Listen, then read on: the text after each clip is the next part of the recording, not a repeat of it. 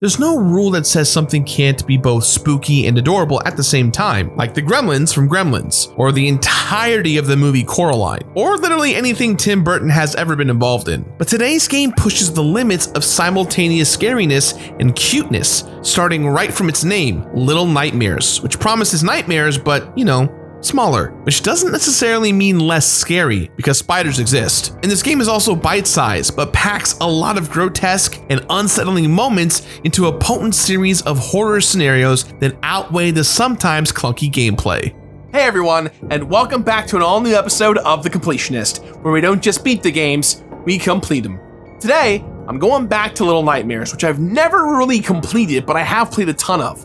With the sequel around the corner though, it seemed like a great time to remind myself of how spooky and stressful this adorable little game and its DLC could be before its sequel expands on its extremely gross world.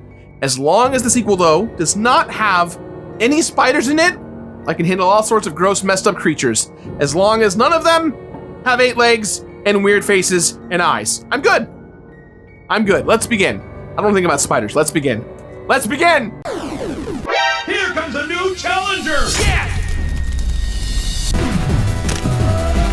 Danger!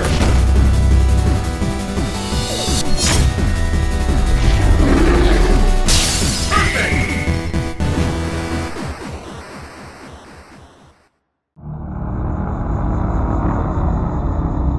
When it was announced that a TV adaptation of indie game Little Nightmares was being made with the involvement of Henry Goldman Selleck, it made a lot of sense because this game already fits perfectly into the stop motion mold, with tons of influence from Selleck, Coraline, and Studio Laika in general. And while the show hasn't materialized yet, this year is going to see the release of Little Nightmares 2, which looks like it's going to majorly open up the game's world and introduce us to a whole new wave of gross, floppy monster people. But it all started with this tiny spooky game that belongs in the ongoing tradition of dark indie puzzle platformers, alongside games like Playdad's Limbo or Inside, both of which are also about small children in danger of getting murdered in various ways. But Little Nightmares sets itself apart with an incredibly specific, terrifying aesthetic that permeates every element of the game. The gameplay is fine, but it largely feels like a vessel for exploring the incredibly upsetting vibes of this game's world. Speaking of that world, the whole game takes place on a massive ship known as the Maw, in which children are butchered by the ship's grotesque staff before being served up to hungry passengers. The player character, a kid in a yellow raincoat named Six, works her way up through the ship in search of freedom. But meanwhile, in the 3 DLC episodes collectively known as The Secrets of the Maw, a runaway kid is having his own terrifying adventure in parallel to Six's, though his story is much heavier on puzzles. Mechanics-wise, both Six and the runaway kid have the same bare-bones options at their disposals: running, jumping, climbing, and some form of light, a lighter for Six and a flashlight for the runaway kid. And when it comes to the menagerie of messed up weirdos that are after you, the only options are usually to stealthily avoid them or outrun them, because if they catch you, they will put you into soup. The base game is very short, with 5 breezy chapters that only added up to a couple of hours, and the DLC probably added a couple more. So it was all relatively quick and painless, including finding all of the collectibles, even though there are certain areas of this game that it's extremely stressful to just hang around in. The only completion element that really spooked me a bit is one of the achievements, which required me to beat the game not just in under an hour and not just without dying, but both. And sometimes achievements like this are a fun challenge, but the mechanics and gameplay in Little Nightmares is sloppy enough that avoiding death doesn't always feel like it's entirely within my control. Because the monsters in this game are scary, but I think we all know that the real horror is technical issues that makes games a little more than a nightmare to complete. It's my nightmare, and it's constant. It's not little nightmares, it's huge nightmares. Ugh. I need a drink. I need energy. I need a brain deal for this video. I got it. It's G Fuel. Of course you guys know who G Fuel is, but in case you don't, G Fuel is a great mixture drink for water, for milk, but depending on the flavor, whichever you prefer, to give you a little kick of taste of something that you might like in terms of flavors. Personally, my favorite flavor that I've found so far is the sour phase berry. That is my jam. There's no sugar, it's all powder. You put it in water, you stir it, you mix it. And you know, if you're not a fan of mixing, you can just put it in like a water bottle, or you can get a shaker from gfuel.com and just shake it all up. And let me tell you, it's delicious. As someone who was once making fun of this product, I actually drink it on the regular now, even though they pay me to say that. I can have some integrity, can't I? I'm pretty sure I can. This is YouTube. People won't let me. Either way, if you want to support the show and get some percentages off, head over to gfuel.com and use code Completionist on checkout for 30% off. Again, gfuel.com, Completionist on checkout. And hey, if we sell enough G Fuel, we can get maybe a flavor. We can get maybe a shaker. Hashtag fists on cups. Give me that TOVG logo on a beautiful cup. I want it. Let's do it. Thank you to G Fuel as always for sponsoring these videos. And now back to some more Little Nightmares.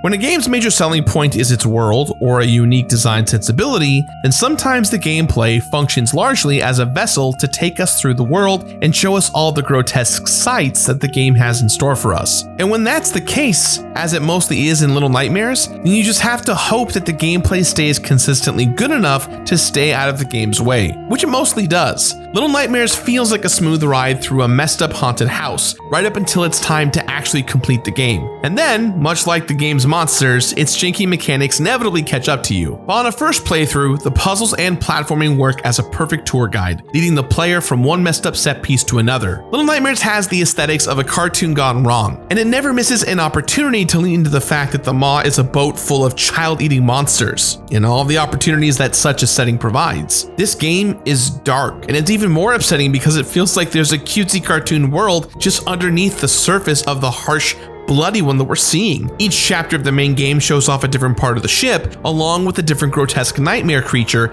that inhabits it. There's the eyeless, long-limbed janitor in the game's early sections, the loose, floppy twin chefs in the kitchen, and the graceful but terrifying madam who oversees the ship from her quarters. Each of these chapters also has a few type of collectibles, but no more than a few of each type per chapter. There are statues to smash, lamps and candles to light, and gnomes to hug. Oh yeah, I forgot the gnomes. These little cone-headed weirdos are all over the ship, and they're pretty adorable. And in a game this dark, it's kind of nice to spread a little warmth by stopping to give them a hug. Although that is eventually given a dark twist too, because of course it is. It's worth finding all the secret rooms with the missing lamps, gnomes, and statues on the first playthrough, because it gives an excuse to do what this game is made for, exploring its dilapidated, rotting, oddly beautiful world. None of the collectibles are crazy hard to get, but they do lead the player into the far little corners of the game's world in order to show it off a bit more. And all of the gameplay is like that, just engaging enough to not draw attention to yourself. Same goes for the Secrets of the Maw DLC. There are 5 collectible pieces of flotsam to gather up in each episode, and they're mostly there to incentivize the player to look around, which is important, because if there was no incentive,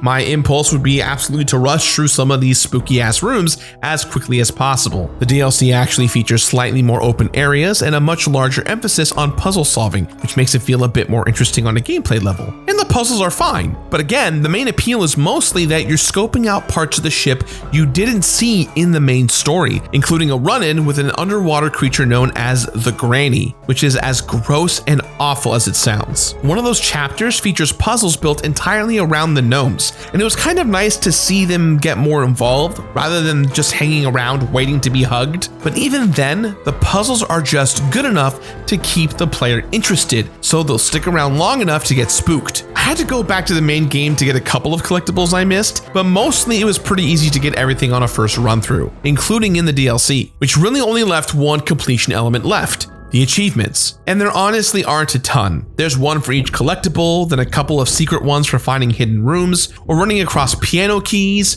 or various other shenanigans. One of them required me to throw 3 ingredients into a soup in the kitchen, which just meant evading the chefs for like a much longer time. But really the only achievement that's a problem is Hard to the Core, which required me to beat the game in under an hour with 0 deaths, which doesn't really leave a whole lot of room for error. And it's here where some of the game's mechanical jankiness becomes a bit more of a problem. Pretty much every other element of completing this game is about exploring and discovering the texture of the world and characters. But then suddenly this achievement asks you to perfectly execute every moment, and it becomes clear that this game's not quite up to the task, especially in moments where you have to walk across a pipe without falling, and it's just kinda dimly lit and hard to see, so then you end up walking right off. And when first playing through the game, it's all part of the trial and error element where getting thrown back to the checkpoint is annoying but not infuriating.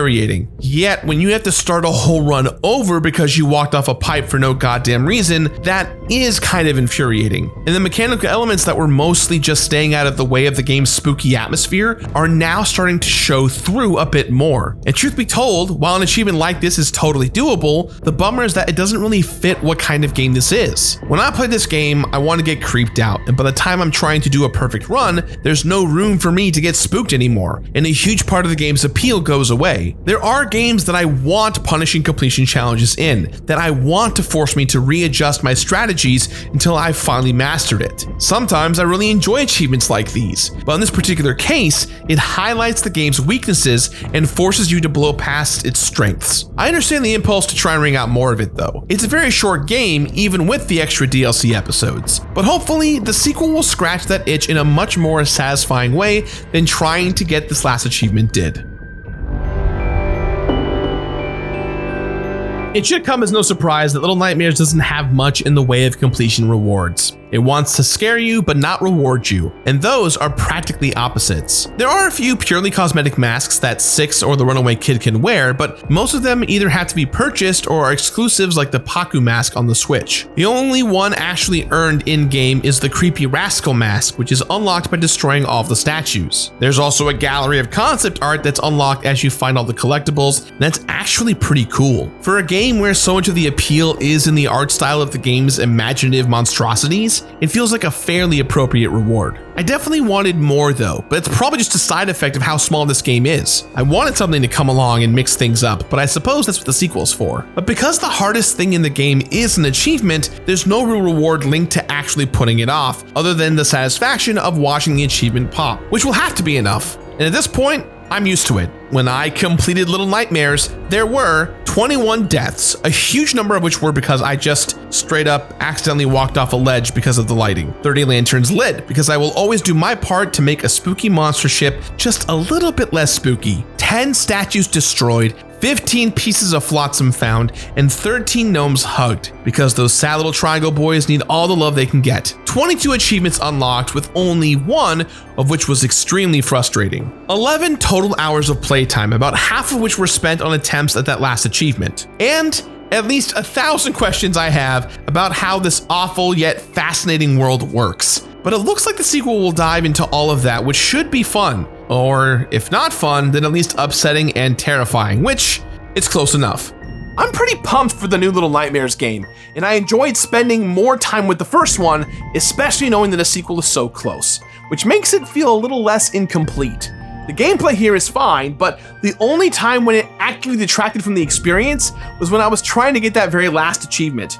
Otherwise, it stays consistently good throughout what essentially is a tour through a very dope haunted house. So, with that in mind, guys, I give this game my completionist rating of finish it.